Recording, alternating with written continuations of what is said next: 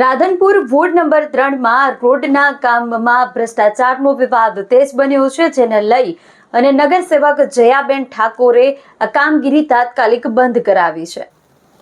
રાધનપુર નગરપાલિકા ward number 3 માં ચાલી રહેલા રોડ રિફ્રેશિંગ કામ અંગે ગંભીર ભ્રષ્ટાચારના આક્ષેપો સામે આવ્યા છે.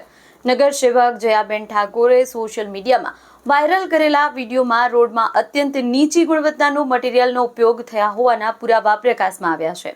રહીશોની ફરિયાદ બાદ નગરસેવકનો સ્થળ પર ધસારો જોવા મળ્યો. સ્થાનિક રહીશોએ ફરિયાદ કરી હતી કે લાખો રૂપિયાના ખર્ચે બનતા રોડમાં સિમેન્ટ અને કપચીના બદલે માત્ર રેતીનો જ વધારાનો ઉપયોગ થઈ રહ્યો છે. ઉપરાંત પૂર્વવર્તી સીસી રોડ પર જરૂરી પીસીસી કર્યા વગર સીધી રેતી પાથરી દેવામાં આવી છે, જે નિયમોનો ખુલ્લો ભંગ છે. ફરિયાદ મળતા જ નગરસેવક જયાબેન ઠાકોર તેમની ટીમ સાથે ઘટના સ્થળે પહોંચી અને કામ તાત્કાલિક બંધ કરાવ્યું છે.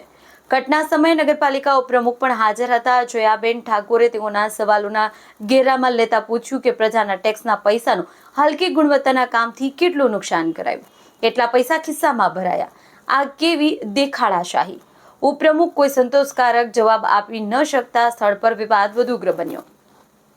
જયાબેને જ્યારે જણાવ્યું કે કામમાં સીધો ભ્રષ્ટાચાર થયો છે અને આવા કોન્ટ્રાક્ટરને તરત જ બ્લેકલિસ્ટ કરવો જોઈએ. તેઓએ વધુમાં કહ્યું કે પ્રજાના ટેક્સના રૂપિયા વેડફવા ન જોઈએ અને સમગ્ર બિલિંગ પ્રક્રિયા રોકવા લેખિતમાં રજૂઆત કરવામાં આવશે.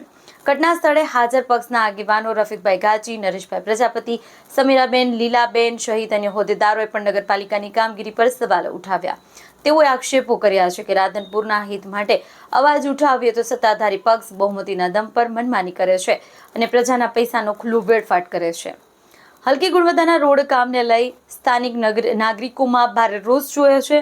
સાથે જ સમગ્ર મુદ્દાની નિષ્પક્ષ તપાસ કરી જવાબદાર અધિકારીઓ અને કોન્ટ્રાક્ટર સામે કડક પગલાં લેવાની માંગ ઉઠી રહી છે.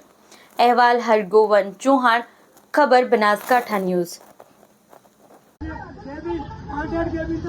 અત્યારે ગ્રીન પાર્કની અંદર અમે સૌ અમારી ટીમ સાથે અમે આવ્યા છીએ અને રાધનપુર નગરપાલિકાના ઉપપ્રમુખ શ્રી પોતાનો બચાવ કરી રહ્યા છે અને બહારના વિદેશની વાતો કરી રહ્યા છે. ગુજરાતમાં શું થાય છે એમને ખબર જ નથી. એમના ઘર આગળ શું થઈ રહ્યું છે એ પણ એમને ખબર નથી. વિદેશની વાતો કરે છે તો પહેલા તમે તમારા ઘરનું તો વિચારો કે ઘરના આગળ રોડ કેવા છે, રસ્તાઓ કેવા છે. પીવાનું પાણી મળી નથી રહ્યું, રોડ રસ્તાની હાલત ખરાબ છે, રખડતા ઢોરોનો ત્રાસ છે, એ નથી દેખાતું. એમને વિદેશમાં બધું દેખાય છે.